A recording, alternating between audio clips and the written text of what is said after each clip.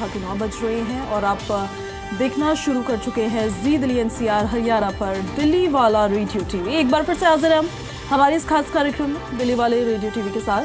हमारे इस कार्यक्रम में आपको खबर मिलेगी रेडियो और टीवी के गजब कॉम्बिनेशन में, अनोखे लहजे में और अलग अंदाज में, जहां आपको खबर सुनाएंगे भी और खबर दिखाएंगे भी। दिल्ली की गलियों से लेकर दिल्ली वालों की दिन भर की कहानी तक खबर होगी आपके मतलब की, तो कान खोल लीजिए, दिल लगा लीजिए और जुड़ जाइए हमारे साथ, क्योंकि आप देखने वाले हैं दिल्ली वाला रेडियो टीवी।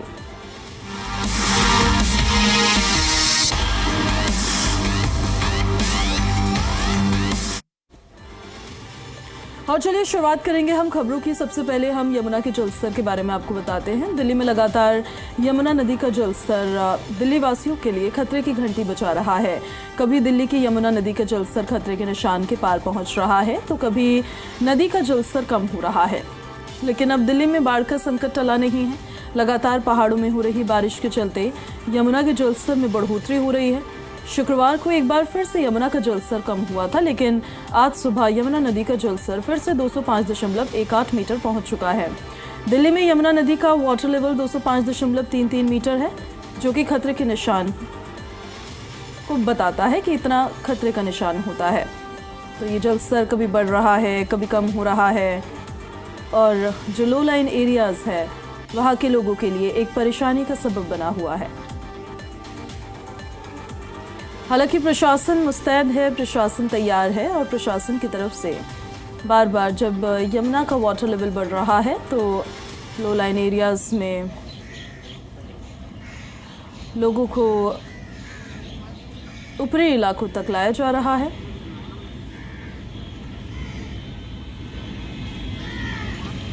और राहत सामग्री उन तक पहुंचाई जा रही है।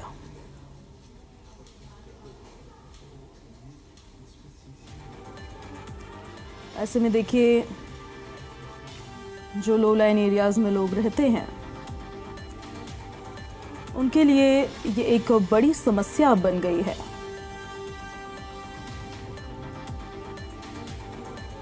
प्रशासन का दावा ये है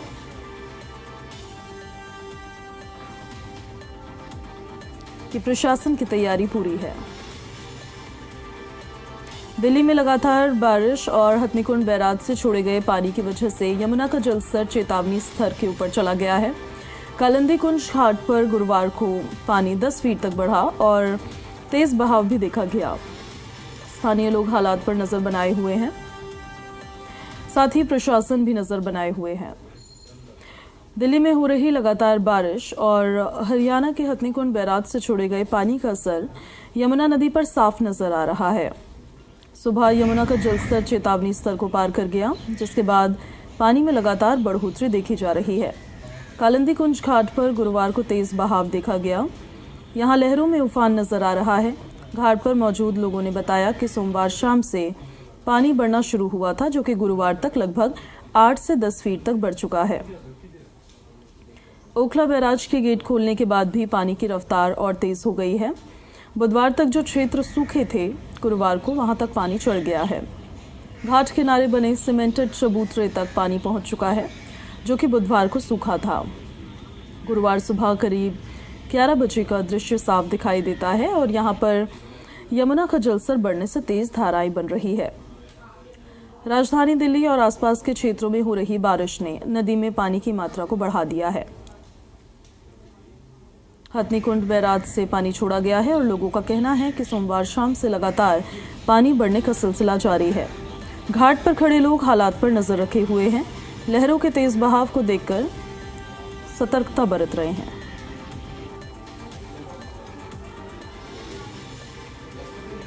उत्तराखंड में हो रही बारिश के बाद यमुना का जलस्तर हथनीकुंड बैराज पर 67,034 क्यूसेक पहुंच गया, जिसकी वजह से बैराज के गेट खोलकर पानी दिल्ली की तरफ छोड़ा गया, जिससे वहां बाढ़ का खतरा बढ़ गया।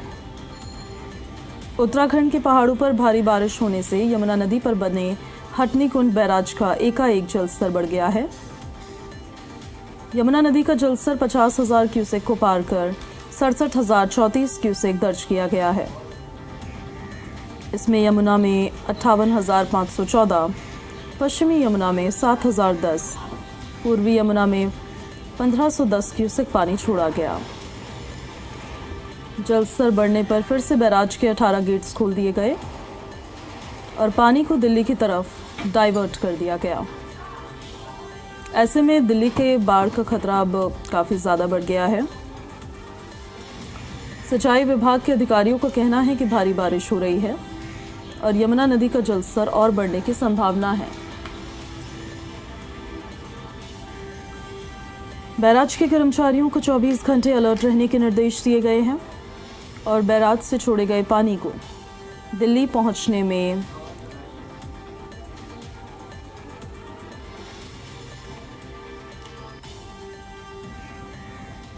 आमतौर पर 48 से 50 घंटे लगते हैं।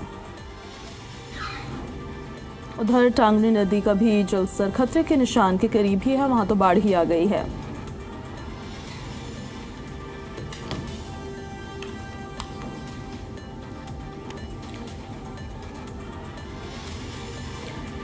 दिल्ली में बारिश के दौरान जलभराव के मुद्दे पर रेखा सरकार के खिलाफ विपक्ष घेराबंदी करता नजर आ रहा है। आम आदमी पार्टी और कांग्रेस दोनों ही विपक्षी दलों ने दिल्ली सरकार के मॉनसून एक्शन प्लान को लेकर सवाल खड़े किए हैं। दिल्ली कांग्रेस के प्रदेश अध्यक्ष देवेंद्र यादव ने कहा है कि सीएम रेखा गुप्ता ने यह दावा किया था कि दिल्ली में जलभराव नहीं होगा। बावजूद इसके दिल्ली में जगह जगह जलभराव देखने को मिल रहा है। सड़कों पर 2 से 3 फीट तक जलभराव देखने को मिल रहा है। वहीं आम आदमी पार्टी ने रेखा सरकार पर जलभराव को लेकर निशाना साधा और दिल्ली बीजेपी के प्रदेश अध्यक्ष वीरेंद्र सचदेवा ने आम आदमी पार्टी पर पलटवार किया। 2024 में आम आदमी पार्टी की दिल्ली में सरकार थी और मानसून में बारिश के दौरान दिल्ली में जलभराव के दौरान कई हादसे देखने को मिले थे। जलभराव के चलते 50 लोगों की मौतें हुई है और दिल्ली सरकार ने मानसून को लेकर तैयारी की थी। इसका नतीजा ये है कि ज़्यादा वक्त तक दिल्ली में जलभराव नहीं देखने को मिला और इस बार मानसून ज़्यादा वक्त तक दिल्ली में देखने को मिल रहा है। नालों की सफाई के चलते ही सड़कों पर जलभराव होने पर पानी की निकासी होने से कुछ घंटों में दिल्ली के लोगों को जलभराव से निजात मिल रहा है।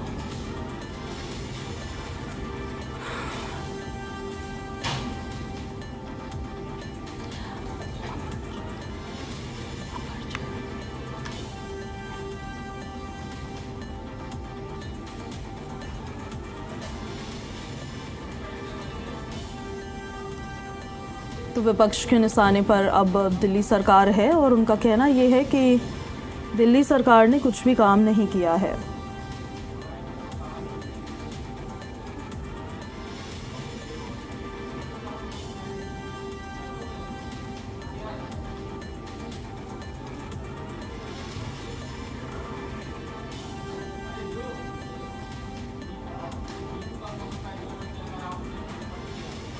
जलभराव को लेकर विपक्ष लगातार सरकार पर निशाना साध रहा है।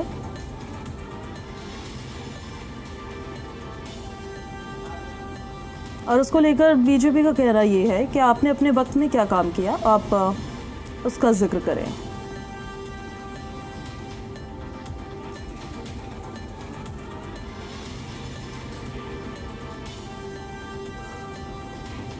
आम आदमी पार्टी का कहना यह है कि 4 इंजन बेचकर 4 नाव खरीद लेनी चाहिए दिल्ली सरकार को।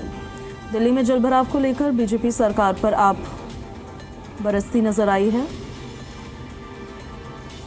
Patparganj, Sangam Vihar, Laxmi Nagar, AIIMS, Geeta Colony, South Delhi कई जगह पानी में डूब गई हैं। आम आदमी पार्टी ने बीजेपी सरकार पर हमला करते हुए जलभराव का वीडियो भी शेयर किया। लापरवाही और भ्रष्टाचार का दोषियों ने बताया। सौरभ भारद्वाज, दिल्ली विधानसभा में नेता प्रतिपक्ष आतिशी और कई नेताओं ने पटपरगंज, संगम विहार, लक्ष्मी नगर, एम्स, गीता कॉलोनी, संजय झील और साउथ दिल्ली जैसे एरियाज में वाटर लॉगिंग को लेकर सवाल खड़े किए। हमारी सहयोगी नीतू झा हमारे साथ फोन लाइन पर कनेक्ट हो गई हैं, उनका सीधे अब हम रुख कर लेते हैं। नीतू, जब विपक्ष में थे तब तो बड़े सवाल किया करते थे और जवाब मांगा करते थे भारतीय जनता पार्टी के नेता कि आखिर प्रदेश सरकार क्या काम कर रही है, क्यों वाटर लॉगिंग हो रही है, क्यों ड्रेनेज सिस्टम कोलैप्स हो जाता है। अब जब सरकार में है तब भी उन्हीं से सवाल किया जा रहा है। बिल्कुल देखिए, हमने कल इसको लेकर पूजा कई स्टोरीज भी की थी और जिस पटपरगंज को लेकर कल राजनीति हुई देर शाम, पटपरगंज के बीजेपी विधायक रविंद्र नेगी ने उसका एक वीडियो भी जारी किया तमाम सोशल मीडिया प्लेटफॉर्म पर भी, और खुद भी उन्होंने इसका जिक्र किया कि NH-24 का वो जो रास्ता है वहाँ हमेशा से पानी भरता आया है, उसको निकालने का काम किया जा रहा है और दिल्ली में तमाम जितने भी ऐसी जगह हैं जहाँ वाटर लॉगिंग होती आई है वहां पर भी जो है पंप लगाकर पानी निकालने का काम किया जा रहा है। ऐसे में विपक्ष ने कल सवाल जरूर खड़े किए थे कि जब हमारी सरकार थी तो आप कहते थे कि दिल्ली में लोग मानसून को एंजॉय करेंगे, लेकिन अब जब बीजेपी की सरकार है उसके बाद भी जल भराव क्यों हो रहा है। बीजेपी के तमाम नेताओं का कहना है कि दिल्ली में आम आदमी पार्टी की सरकार के वक्त जो ड्रेनेज सिस्टम है उसकी स्थिति इतनी बदहाल हो गई कि अब दिल्ली ऐसी स्थिति में है और ऐसे में इसको सही करने में अभी लंबा वक्त लग सकता है, यानी कुछ दिन और लगेंगे। हालांकि बीजेपी नेताओं का कहना है कि अगर आप दिल्ली की पहले से स्थिति उठाकर देखें तो वो पहले से काफी बेहतर स्थिति में है और उसे पूरी तरह से सही होने में अभी वक्त लग सकता है। ऐसे में कल जल भराव पर खूब राजनीति हुई। एक और जहां आम आदमी पार्टी के नेताओं ने एक्स पर वीडियो साझा किए, सोशल मीडिया प्लेटफॉर्म्स पर लगातार ये कहा गया कि बीजेपी की सरकार 6 महीने में ही मानसून को लेकर जो दावे और वादे कर रही थी उसकी सच्चाई सामने आ गई है। वहीं बीजेपी नेताओं का पलटवार इस पर यह रहा कि जो फेलियर है वो एक दिन का नहीं है, वो फेलियर बीते 10 सालों का है। ऐसे में उस फेलियर को भी सही करने में वक्त लग सकता है। इस बीच हमने मिंटो ब्रिज, धौला कुआं और ऐसे कुछ इलाकों की तस्वीरें जरूर देखी जहाँ वाटर लॉगिंग नहीं नजर आया। हालांकि कुछ इलाकों में, अब जैसे आप बात करें प्रगति मैदान से जो भैरव मार्ग जाता हुआ अंडरपास है वहां जरूर पानी भरा था, लेकिन पूजा कुछ ही देर में वो पानी भी हटा लिया गया। पटपरगंज इलाके की बात करें जहां पानी इतना भरा हुआ था कि उसमें बस आधी डूबी नजर आ रही थी, उस इलाके में भी थोड़ी देर में जो पंप होता है उसको चलाकर पानी निकाला गया। यानी जहां जहां वाटर लॉगिंग दिख भी रहा था, जो तमाम वो इलाके हैं जो हाईलाइटेड है, जो सुर्खियों में रहे हैं, वहां से पानी निकालने का काम लगातार जारी था। ऐसे में राजनीति होती रही इस पर, लेकिन देर शाम जब दिल्ली की तस्वीरें देखी, तुगलकाबाद का इलाका भी हमने अपने टीवी स्क्रीन पर लोगों को दिखाया था जहां पानी इतना ज्यादा भर गया था कि लोगों का निकलना मुश्किल हो रहा था। लेकिन उन इलाकों में भी सीवेज का जो सिस्टम है उसको ठीक करने की कोशिश जो है वो की जा रही है। इसके साथ ही पंप लगाकर पानी निकालने का काम किया जा रहा था। खैर, मानसून की जो कल बारिश थी वो ऐसी बारिश थी जिसमें तमाम सवाल तो खड़े किए ही हैं पूजा, बल्कि पक्ष और विपक्ष को एक बार फिर से राजनीति करने का मौका भी जरूर दे दिया। बिल्कुल, और जलभराव का मुद्दा तो नीतू ऐसा मुद्दा है जिसकी वजह से सियासत हमेशा गर्मी रहती है मानसून सीजन में। हालांकि अब जैसे ये मानसून सीजन खत्म होगा वैसे ये मुद्दा भी खत्म हो जाएगा और उसके बाद फिर सर्दियों का मौसम आएगा तो एक नया मुद्दा आएगा एयर पोल्यूशन का, जिस पर चर्चा होगी। लेकिन इस बार की अगर बात करें, क्योंकि अब प्रदेश में नई सरकार है, जनता इसीलिए नई सरकार लाई ताकि जो पुरानी असुविधाएं थी वो उनको फेस ना करनी पड़े। इस बार की व्यवस्थाओं में कितना डिफरेंस आप देख पा रहे हैं नीतू पहले से? देखिए पूजा, क्योंकि हम खुद रिपोर्टिंग करते हैं, हम दिल्ली NCR पर अपने दर्शकों को भी जो तस्वीरें होती है, जो सच्चाई है वो दिखाने की कोशिश करते हैं। अगर आप वास्तविक तस्वीरों की बात करें तो देखिए कल भी लगातार जब बारिश हो रही थी तो हम इस चीज का जिक्र कर रहे थे कि दिल्ली के वो मेजर पॉइंट जहां हम हमेशा से वाटर लॉगिंग देखते आए हैं उसको जरूर दुरुस्त करने की कोशिश की गई है। हो सकता है इसके पीछे मंशा ये हो कि चलिए पहले आप जो मेजर पॉइंट्स हैं उस पर काम कर लेते हैं, उसके बाद पूरे जो शहर का कहते हैं होमवर्क वो किया जाएगा। मिंटो ब्रिज पर हमने हमेशा राजनीति देखी है, वहां कल जल भराव नहीं था। धौला कुआं पर जल भराव नहीं था। कुछ और ऐसे इलाके हैं ग्रीन पार्क जैसे, वहां पर जल भराव नहीं था। साकेत महरौली के इलाकों में भी जल भराव की तस्वीरें नहीं आई। हालांकि थोड़ी बहुत वाटर लॉगिंग नजर आई। आपको याद हो पूजा, जब सीएम से वाटर लॉगिंग पर एक बार सवाल किया गया था और पीडब्ल्यूडी मंत्री परवेश वर्मा से पूछा गया था कि अभी भी तो दिल्ली में पानी भर रहा है, तो उन्होंने जवाब दिया था वाटर लॉगिंग अगर बारिश हुई और 1 घंटे 1.5 घंटे पानी सड़क पर है तो उसे वाटर लॉगिंग नहीं कहा जा सकता। अगर उसकी निकासी उसके बाद हो रही है यानी वो वाटर लॉगिंग नहीं है, और अगर वो पानी लंबे समय तक इकट्ठा रह जाता है तो उसको वाटर लॉगिंग का नाम दिया जा सकता है। ऐसे में अगर आप कुछ इलाकों की बात करें तो पंप वाकई में एक्टिव नजर आते हैं। आप अक्षरधाम से होते हुए जब ITO और उसके बाद लुटियंस में एंट्री करती हैं तो जगह जगह पंप लगे हुए हैं। पहले हम देखते थे गोल्फ क्लब के पास भी पानी भर जाता था, वो दिल्ली का वो पॉश इलाका और वो क्लब जहाँ लोग बहुत पैसे देकर मेंबरशिप लेने आते हैं, लेकिन उनकी गाड़ियां भी वाटर लॉगिंग से जाती थी, लेकिन अब वहां पे भी वाटर लॉगिंग नजर नहीं आती। लेकिन दिल्ली के कुछ ऐसे भी इलाके हैं जहाँ अभी भी लोग बदहाल स्थिति में रहने को मजबूर है।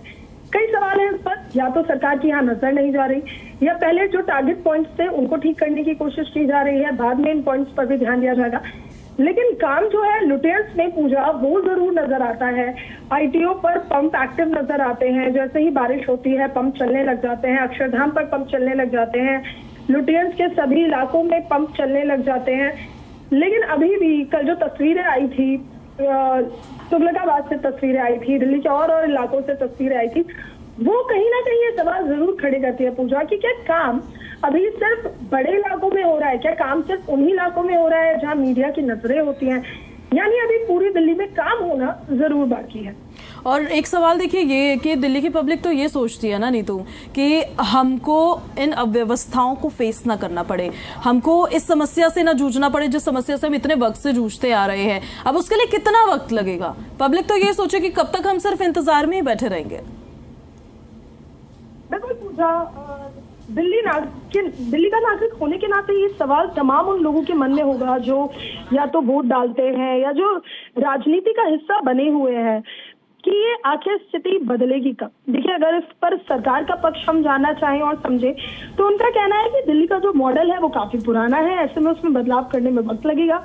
अभी दिल्ली की सरकार को 6 महीने हुए हैं, ऐसे में ये बहुत अर्ली होगा ये तय करने में कि ये मॉडल बदलेगा कब। ये सवाल दिल्ली वालों के मन में जरूर होगा, क्योंकि जब चुनाव आते हैं तो जो नेता होते हैं वो इस तरह के दावे वादे करते हैं पूजा कि मान लीजिए एक ही दिन में दिल्ली की स्थिति बदल जाएगी। लेकिन अगर आप जमीनी हकीकत को देखें पूजा, तो जो ड्रेनेज सिस्टम है, जो दिल्ली का मॉडल है, वो काफी पुराना है। अगर हकीकत में भी रोज भी काम हो तो अभी उसे बदलने में वक्त लगेगा, और यही सरकार का भी कहना है कि जो मॉडल है वो पुराना है, ऐसे में उसे बदलने में अभी कुछ महीने और लग सकते हैं। ठीक है नीतू, आप बने रहिए हमारे साथ, आपके पास में वापस लौट रही हूँ।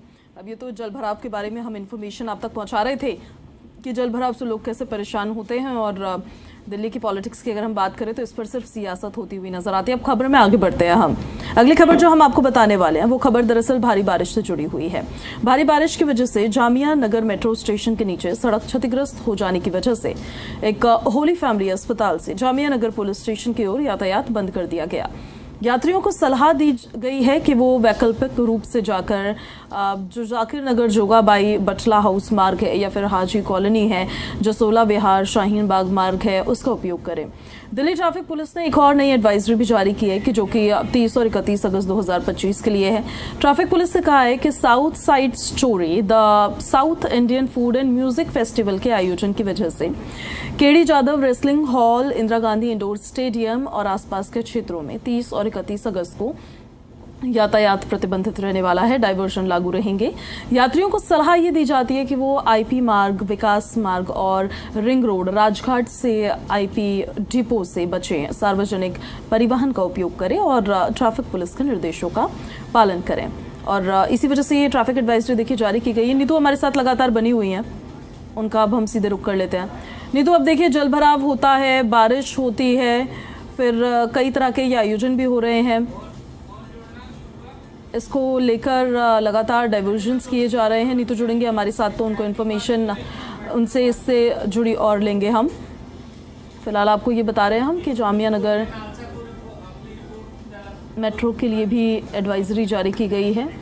इंदिरा स्टेडियम के पास रूट का डाइवर्जन हुआ है और the south Indian food and music festival है जिसका आयोजन हो रहा है दिल्ली एनसीआर में। बारिश के साइड इफेक्ट्स तो एक तरह से देखने को मिल ही रहे हैं, वहीं कई जगहों पर रूट का डाइवर्जन किया गया और दिल्ली ट्रैफिक पुलिस इसको लेकर देखिए अलर्ट जो है वो जारी करती रहती है और उन्हीं अलर्ट्स के तहत ये काम किया जा रहा है। एक बार हम फिर से आपको बता देते हैं, Delhi traffic police social media platform x पर भी दरअसल पोस्ट करती रहती है अगर कोई चेंजेस होते हैं। जैसे हम आपको बताते हैं कि कोई रूट अगर कोई डाइवर्ट हो रहा है तो ऐसे में कहाँ से डाइवर्जन होगा, कहाँ से नहीं होगा। अब यातायात निर्देशिका एक दी गई है 30 और 31 अगस्त के लिए। South side story the south Indian food and music festival के आयोजन के कारण KD Jadhav wrestling hall, Indira Gandhi indoor stadium और आसपास के क्षेत्रों में यातायात प्रतिबंधित रहेगा और डाइवर्जन लागू रहेगा।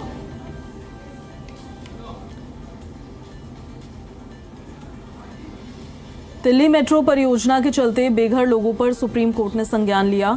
मामले की सुनवाई पर बड़ा दिशा निर्देश दिया। सुप्रीम कोर्ट ने शुक्रवार को राष्ट्रीय विधिक सेवा प्राधिकरण यानी कि नालसा को डीएमआरसी कार्य के कारण राष्ट्रीय राजधानी में शहरी बेघरों के लिए आश्रय स्थलों के स्थानांतरण पर निरीक्षण कर रिपोर्ट प्रस्तुत करने को कहा। सुप्रीम कोर्ट ने ER कुमार की 2003 में जनहित याचिका पर सुनवाई करते हुए दिल्ली मेट्रो रेल कॉरपोरेशन के निर्माण कार्य के कारण राजधानी के आनंद विहार और सराय काले खां में 8 मौजूदा आश्रय गृहों को बंद किए जाने की योजना का जिक्र किया है। और ER कुमार की ओर से दायर याचिका में वकील ने दलील दी कि इन शेल्टर होम्स के बंद हो जाने के चलते सैकड़ों लोग बेघर हो जाएंगे। कोर्ट ने नालसा से कहा कि वो 2 हफ्ते में रिपोर्ट दें। नालसा को बता रहा है जिस जगह इन लोगों को शिफ्ट किया जाएगा वहां इन लोगों के रहने के लिए पर्याप्त जगह और सुविधाएं उपलब्ध हैं।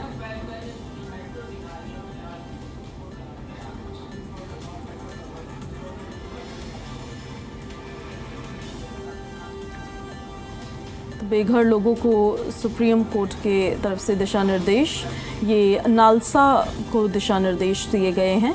2 हफ्तों में कोर्ट को रिपोर्ट देनी होगी। नालसा की तरफ से ये रिपोर्ट सबमिट की जानी है, उससे जुड़ी जानकारी है। दिल्ली मेट्रो परियोजना के चलते बेघर लोगों पर सुप्रीम कोर्ट ने संज्ञान लिया और मामले की सुनवाई पर बड़ा दिशा निर्देश दिया। सुप्रीम कोर्ट ने शुक्रवार को राष्ट्रीय विधिक सेवा प्राधिकरण यानी नालसा को डीएमआरसी कार्य के कारण राष्ट्रीय राजधानी में शहरी बेघरों के लिए आश्रय स्थलों के स्थानांतरण पर निरीक्षण कर रिपोर्ट प्रस्तुत करने को कहा है। सुप्रीम कोर्ट ने ER कुमार की 2003 में जनहित याचिका पर सुनवाई करते हुए दिल्ली मेट्रो रेल कॉरपोरेशन के निर्माण कार्य के कारण राजधानी के आनंद विहार और सराय काले खां में 8 मौजूदा आश्रय गृह को बंद किए जाने की योजना का जिक्र किया है। ER कुमार की ओर से दायर याचिका में वकील ने दलील दी है कि इन शेल्टर होम्स के बंद हो जाने के चलते सैकड़ों लोग बेघर हो जाएंगे। कोर्ट ने नालसा से कहा कि वो 2 हफ्ते में रिपोर्ट दें। नालसा को बताना होगा जिस जगह इन लोगों को शिफ्ट किया जाएगा क्या वहाँ इन लोगों के रहने के लिए पर्याप्त जगह और सुविधाएं उपलब्ध होंगी।